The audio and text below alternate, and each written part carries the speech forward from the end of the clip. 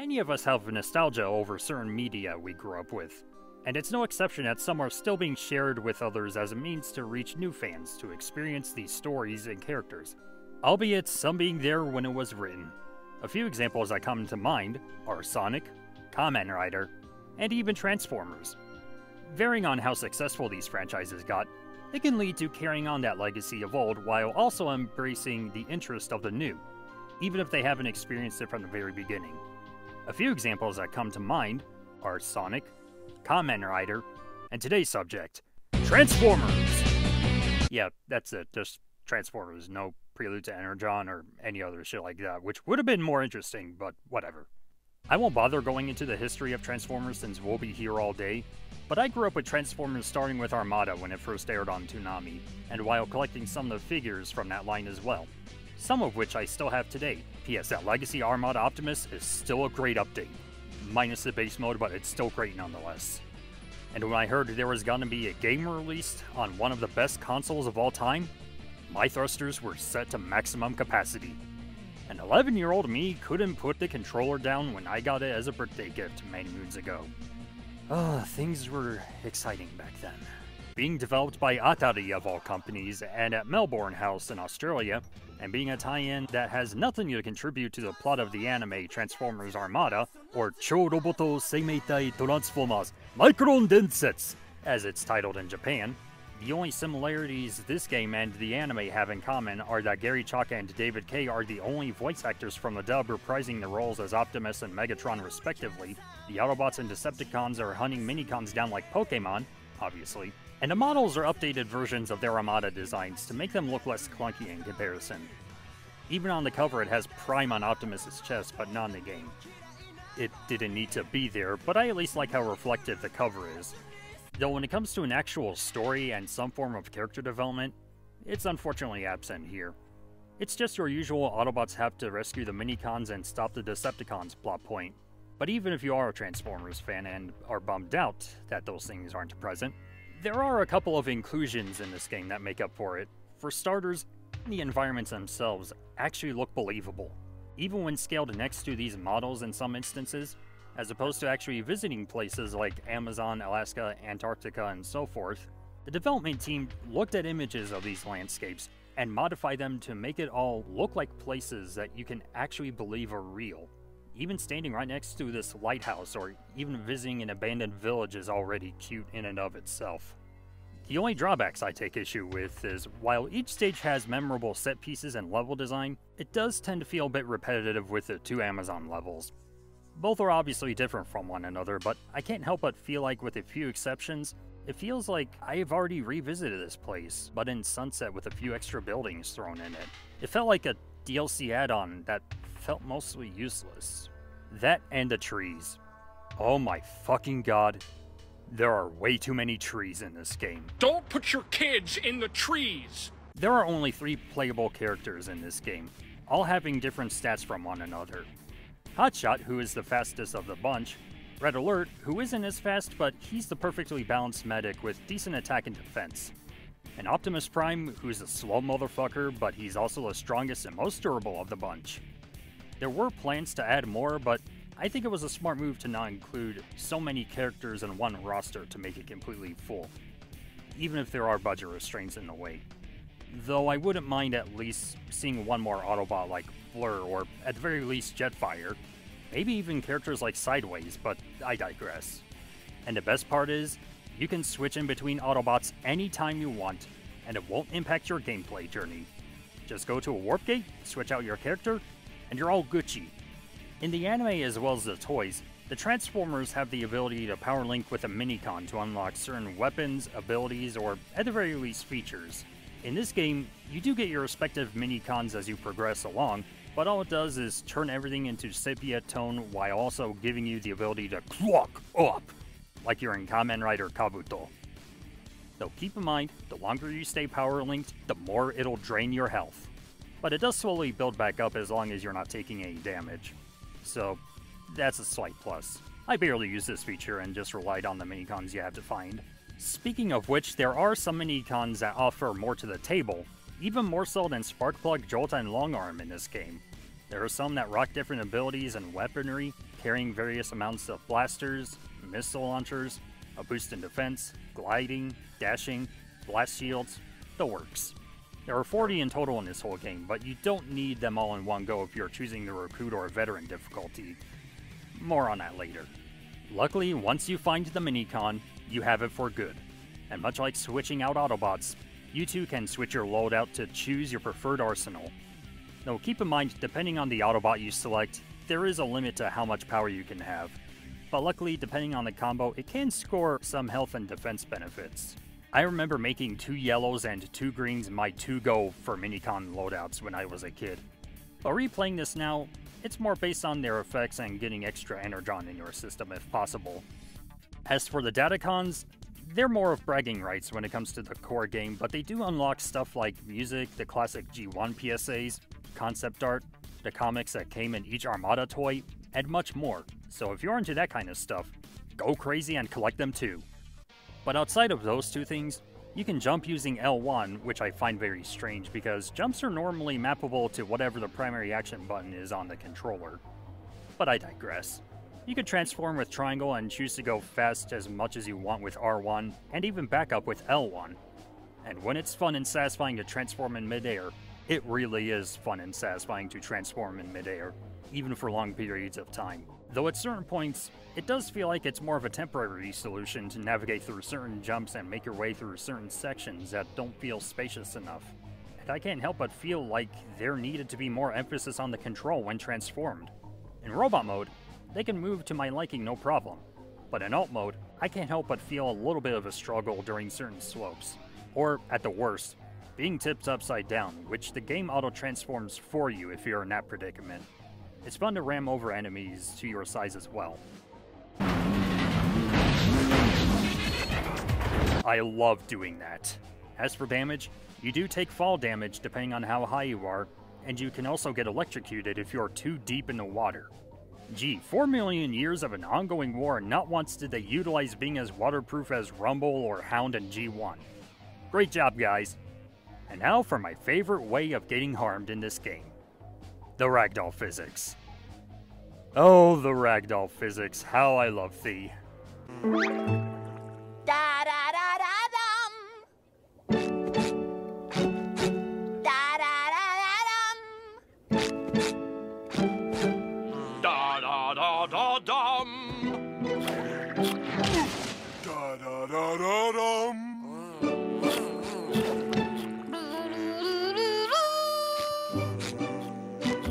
Da da da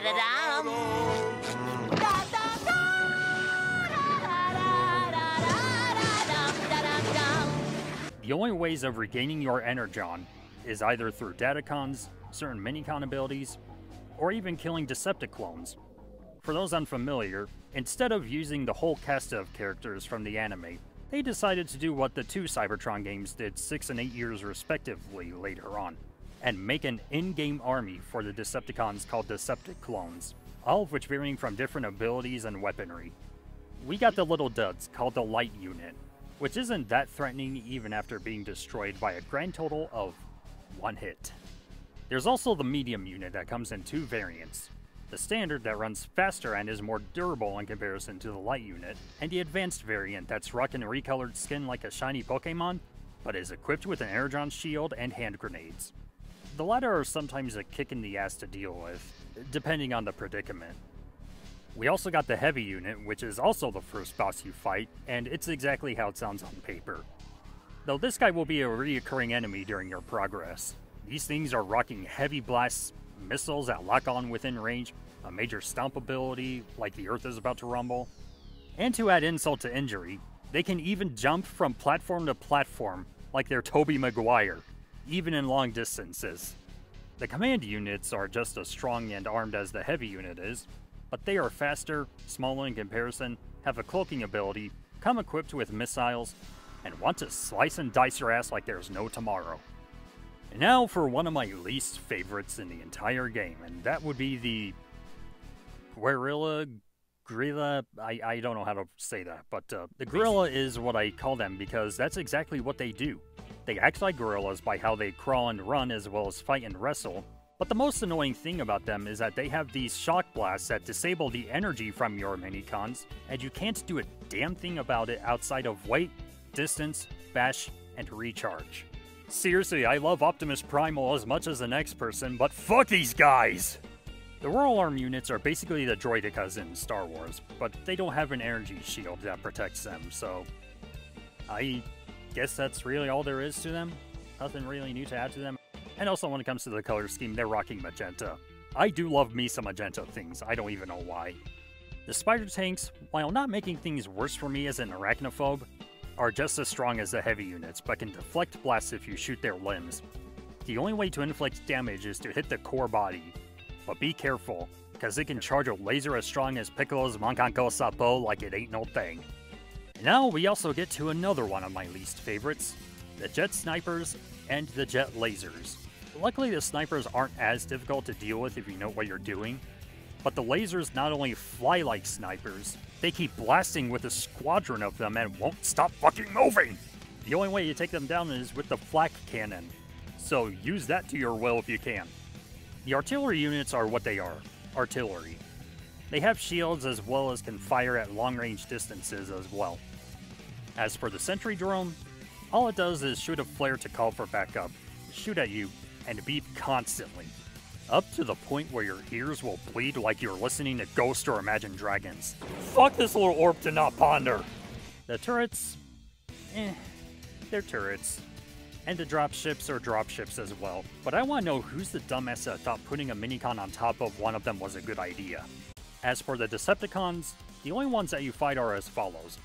One round with Starscream, then Cyclonus, then Tidal Wave, then Starscream again, and Megatron. But no Demolisher. Sorry, Demolisher. Starscream has the coolest entry in the game after making a human bunker he was hiding in explode and walk out of it into the fire as the guitar riffs play. But he can also dash and fly like no other, shoot normally, slice as well, and even shoot thousands of things at you while in his jet mode. Though why one of his wings is present here when it normally folds out to become a sword is beyond me. But after you defeat him in Antarctica, he plays possum to let the viewer know he's alive and you have to face Cyclonus next after you whip out the most James Bond shot in the entire game. But he can pick you up, twirl around Super Mario 64 style, toss you in midair, also shoot a shit ton of shit at you, and worst of all, do a dash attack that can leave serious damage to your health. And then upon defeating him, he just crashes into the Mystic Ruins. Though an important thing to note is that his minicon Crumple Zone is mounted onto his cockpit in chopper mode, but it's mounted onto his forearm in robot mode, which should launch a missile, but it doesn't. I mean, why the inconsistencies? I like my toys to reveal hidden features and powers and such and go pew pew, but I don't even get why they didn't bother including that in this game. Tidal Wave is, as usual, a giant-ass boat and is easily the tallest of the bunch. Though he's also heavily armed and can even slam his fist to inflict damage, and even shoot frickin' laser beams like a shark. Though him being Shingeki no Kyojin sized in this game is also beyond me. I mean, he's also big in the anime, but he's not that big. His only weak point is his head, but you can also shoot at his turrets to lessen his firepower, if you choose to do so. Though keep in mind he'll summon jet lasers out of his ass at will. And it's also worth noting that when you play in the Mid-Atlantic and when you go inside Tidal Wave... You've been inside me! No, not like that, Mirage! But unlike the anime, it's cool to see how the inside of Tidal Wave works and how he works as if he were an actual carrier ship, complete with a clear view of his head in one section. Though don't get me started on his base mode for the upcoming Legacy toy. I mean, I don't care what people say, it's not a canonical form, and it looks like he's getting ready for a Decepticon orgy with Trypticon! What the fuck, Hasbro? Anyways, it's also possible to reach right next to his head and shoot him at ease. Special thanks to the speedrunner who blew my mind away on top of everyone else before me. I can already hear 11-year-old me screaming at the top of my lungs. But after Tidal Wave is defeated, you also face Starscream again after he played possum in Antarctica like I mentioned. But this time he pilots and crash lands a ship, which you have to fight your way through as well, as he surprises you after showing his double laser cannon, which is so goddamn powerful. It cuts a part of a mountain, but for some reason doesn't leave impact on the ship, forcing you to climb your way up from the cockpit to an open gap, and then fight him again after providing a little bit more of a challenge compared to last time. And yes, he's also rocking that double laser cannon in midair this time. But after his defeat, Optimus proclaims at Starscream that he wants Megatron, and then proceeds him to kill him after one single punch, leading Optimus to tell Red Alert to pack his warp transmonitor. Whatever that is. After that, you're then coming up a battle against the leader of the Decepticons himself, who hides inside a volcano of all places. But this time he is treating his army like it's a last resort.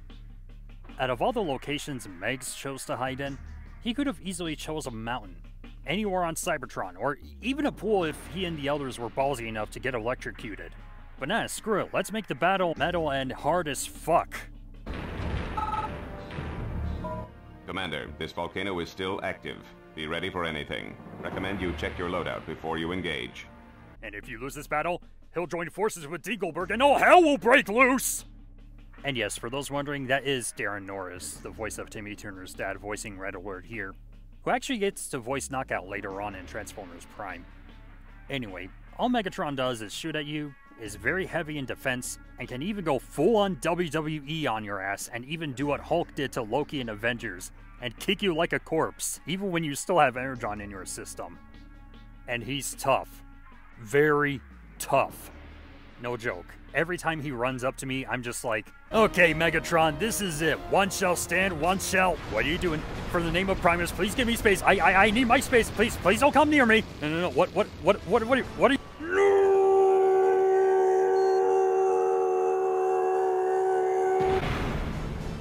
I guess I'm the one that fell. Oh, God! Oh, and before I forget, he can't chase you when you're on a slope or even shoot you in tank mode. But do be cautious of the things that he launches in midair, like Tidal Wave. And no, they don't combine because budget reasons. Also, if you land on lava, you do slowly take damage, but it's not as bad as being electrocuted when you're surrounded in water. Anyways, after Megatron's defeat, it seems peace has finally been restored to the galaxy. No Decepticon shenanigans to deal with, no more wars, just nothing but blissful peace on Cybertron. And now our heroes can live normal lives and... Just kidding, the game isn't over yet! But as a last-minute surprise, Unicron appears because... why not? When one of my friends and I saw this for the first time in the game, we were like, oh my god, it's Unicron! But looking back at it now, another part of me is like, why the fuck is he here? This feels so out of left field to throw the biggest threat to all of Cybertron into this game. The only time they ever needed to defeat him was via a temporary alliance to save Cybertron. It happened in the 1986 movie, even if Unicron was controlling and manipulating Galvatron's mind to kill Hot Rod in this moment. It happened in Armada and his White Unicron trilogy became a thing. And it even sorta happened in Prime despite it taking place on Earth in this instance. Amongst other instances of taking down Unicron. I like Unicron as well, but you can't throw him in there without proper build-up. I'm looking at you. Whatever the fuck you're supposed to be. One of the things I'll give Rise of the Beast major credit for is getting Unicron right, but I'm getting off track here. Remember what I said about the difficulties earlier on? Well, depending on the difficulty you choose, you need a certain amount of minicons in order to fight Unicron. 30 for Recruit, which is the easy mode, 35 for Veteran, which is the medium mode, and 40 for the Commander mode, which is the hardest mode ever. And after meeting the quota, y'all can proceed to kick his ass! The Autobots warp to Iacon to see Unicron use his instruments of destruction on Cybertron. And then, with the powers of the minicons combined, they help them out and form the Matrix Cannon, which you'll need 7 shots in order to defeat him inside his mouth. Though flying around as he's orbiting around Cybertron is already a tedious task in and of itself, and it doesn't help that with the compass rotating all over the place, and Unicron drifting all over the place Initial D style, if you fail to fly in his mouth, or if you're not within reach, you also fly out of reach and hope to get him in the next shot. But for some reason he pauses like someone used Zawarudo when you touch him, and he'll resume his operation afterwards. Looking back at it now, this boss battle has given me a hybrid of Perfect Chaos in Sonic Adventure 1, and the Final Hazard in Sonic Adventure 2, minus the deadly lasers and projectile balls. The former, because of it being a means to get into his mouth and aim at the right perfect moment, and the latter for space! But after defeating Unicron, he explodes and the day is saved. Hooray! Till all are one, bitches. While I wouldn't consider this a good game today solely because of the lack of a narrative, even by Transformers standards, I at least appreciate some of its creative differences to give the gameplay, as well as its set pieces and actual atmosphere to coexist in. Though it's not enough for me to pick up instantly and go, oh my god, I gotta play more. It really has to catch my interest in order for it to be picked up again. Though I wouldn't consider this a bad game either. When aspects of it are fun, it really is fun with a bit of challenge thrown in. If you're not a Transformers fan, I wouldn't pick this up. Though if you are a fan, I'd say go for it if you have a PS2. The game should run you for about $20, give or take. While I do have nostalgia for Armada as well as this game for it being my first T-rated game to play when it came out, I still acknowledge the flaws of both. Hell, even the two adventure games I grew up with, which I also love. They have issues as well, as do a lot of other games in today's age. But this one needed a personality thrown in. It's like they wanted to make the game, make its characters be lifeless while giving Gary Chalk and David Kay better voice direction for their roles that are equal to that of their Beast Wars performances, but definitely triumph in comparison to that of Armada. No disrespect to these two voice actors as they've been involved with Transformers for quite some time, but I feel like they should have been given better direction when working on the dub for Armada. But they took that as well, and the crew said, screw the story and characters, we need action. And said, yep, this is good, Peter. I can tell effort was put into this one. But its own identity with unique gameplay as well as the lack of story and characterization is equal to that of a grilled cheese sandwich that's cooked to perfection, but only the toast is grilled and the cheese hasn't been heated at all.